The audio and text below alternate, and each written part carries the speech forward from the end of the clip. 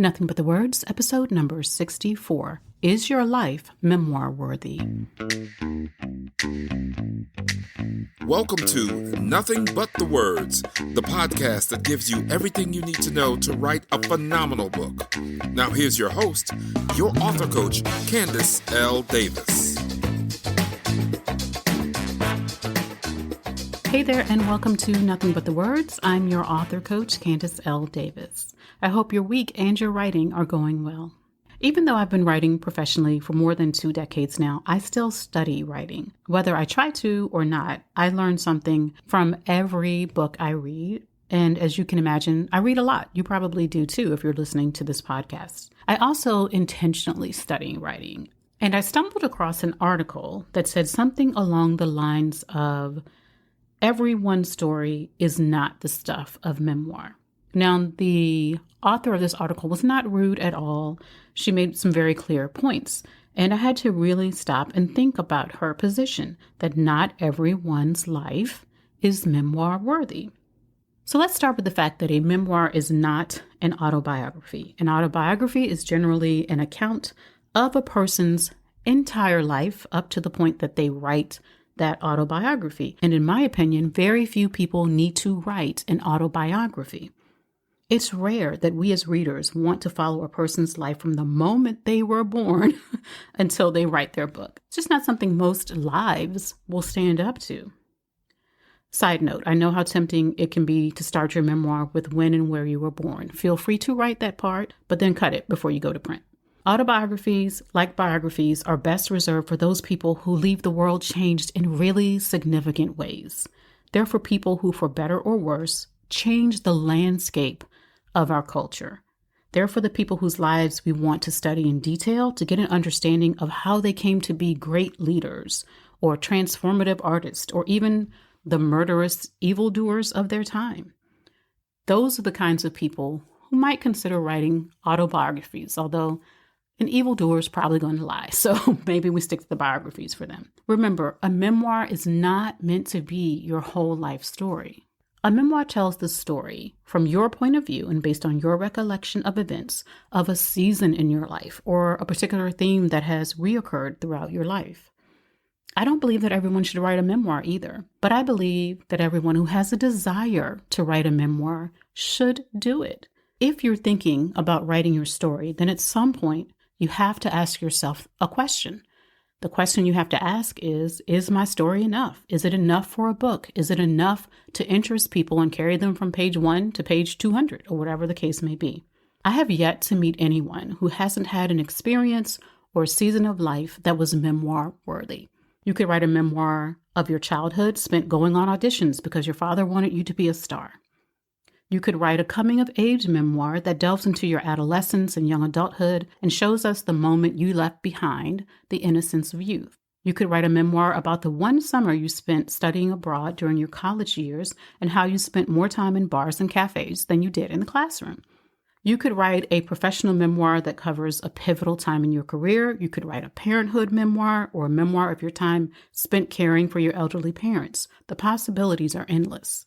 Even if you look at your life story and think, hey, it's actually pretty ordinary, my life is, I think, pretty ordinary, I'm betting you still have moments that could make a memoir.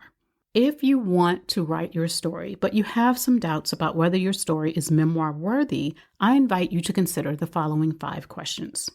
Question number 1, are you willing to tell the truth about yourself, even if it's unflattering? We all have unflattering moments, but I'll tell you straight up, I'm not willing to tell all that truth. I don't like to say never, but in all likelihood, I will never write a memoir. There are just certain parts of my life I prefer to keep private, and many of those parts would need to be in my memoir in order for it to be any good. So a memoir is probably not for me. I'm not saying you have to share all your sins and secrets to write a good memoir. Definitely not. You want to choose judiciously what you include and what you leave out. But a memoir that presents a sanitized version of who you really were during that time of your life is not going to be any good. Readers can smell that kind of disingenuousness wafting from the pages. If you want to write a book that makes you look like a saint, then I suggest you skip the memoir. None of us have sainted lives. Well, I shouldn't say none, but most of us do not have sainted lives. But if you're willing to be honest about some of your relevant mistakes and bad choices, you may indeed want to write a memoir. Question number 2, can you look at parts of your story with a sense of humor? We all have parts of our past that just are not funny. Thinking about losing one of my closest friends to a random gunshot that came through the living room window and ended her life while she was watching a telenovela is never going to elicit a laugh from me. But the best memoirs evoke a wide range of emotions in the reader, and that includes humor. I can look back on the process I went through in buying a wedding dress while I was 5 months pregnant and laugh at that, my friend. It was not funny to me at the time. I was under a lot of pressure. I was a college student. I had less than $200 to spend. I had not even told most of my family members, I have a huge family, that I was having a baby. But looking back, I can see myself in the downstairs room of a seamstress's house. It's dark. There's not a lot of light on there. I'm pretty short, and she's even shorter than I am. And she's trying to alter this wedding gown that my aunt gave me. A gown which was probably cursed, by the way, because my aunt's engagement ended in a Lifetime movie sort of way, and that's why she had a dress to give me, brand new, never worn. That whole scene with the seamstress trying to find a nice way to tell me she cannot make this dress fit my expanding belly is pretty funny in hindsight. It is. Wasn't funny at the time, but I can definitely look back and laugh at it now. Your memoir does not have to be a humorous book, but if your story is fairly dark, it's a breath of fresh air for readers to be able to chuckle with you. Question number 3, do you own your story? By that I mean, do you take responsibility for some or all of your story? Now, don't misunderstand me. We've all been victimized to some degree or another at some point in our lives. You do not own that. And you can definitely share those stories. But very few people want to read a straight victim story. That's just depressing. Obviously, if you're writing about your childhood, we recognize that you had very little control over your life at that time, right? So if you were victimized, abused, neglected, what have you, in your childhood, you can write about that. You can be very, very honest about that. But even children find moments of agency, moments of light, moments of laughter, and you want to share those too. That's part of owning your story. You don't just focus on the dark, you also bring in the light, however small it may be. We've all at some point experienced bullying, neglect, abuse. Most of us have been on the receiving end of some kind of racism, sexism, homophobia, and other discrimination, but that's never the whole story. And if you're writing about moments in your adulthood, a big part of owning your story is telling us what you did about those things. It doesn't mean that you were fighting back in the moment.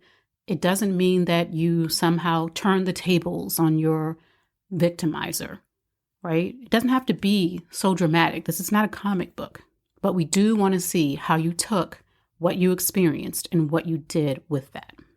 Question number 4, what's different about your story? Now, there are hundreds of memoirs about people immigrating to a new country. There are hundreds of memoirs about abused kids and bad marriages and athletes who became business owners. So what's different about your story? This can be a scary question because you might not have the answer right away.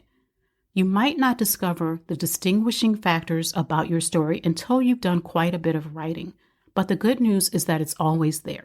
So if you go into a bookstore or a library or you jump online and start looking for memoirs similar to yours, don't freak out. There are likely to be many, many, many of them. And that's okay. You probably want to read some of them at some point, but you want to figure out what is different about your story. There's always something. It could be the combination of events. It could be the sequence of events. It could be what you did with those events. There's always something different. And question number 5, our last question, what have you learned from your story? If you haven't learned anything, my friend, well, you've learned something. You may not be able to articulate it right away, and that's okay. That's one of those things you may also begin to understand better as you do the writing, but you do have to share with us some of what you've learned. When you write your memoir, you are reflecting on a period of time that has already passed in your personal or professional history. That's why I encourage my clients, if they're in the middle of going through something, if they're in the middle of a difficult divorce, if they're in the middle of trying to repair their marriage, if they're in the middle of overcoming bankruptcy, it may not be time to write the memoir about that situation yet. You haven't had a chance to get on the other side of it. You haven't had a chance to get some distance and some clarity and to be able to draw your own insights from it. That doesn't mean you can't write about it. I highly encourage journaling about it, processing it on the page, but don't try to write the memoir until you get on the other side. As readers, we want to know what you learned from those moments. You don't have to be a guru now. You don't have to have all the answers on the topic, but we do want to know what insights you gleaned. We want to know how your experience changed you, and that includes what you learned. You know, in truth, not everyone is called to write a memoir. I am not called to write a memoir. Maybe in my old age, at some point, I'll look back and say, okay, fine, I'll write the memoir now. But I don't think so. I don't think that's my calling. But in my experience, and I do have quite a bit of it, everyone can find a memoir in their lives.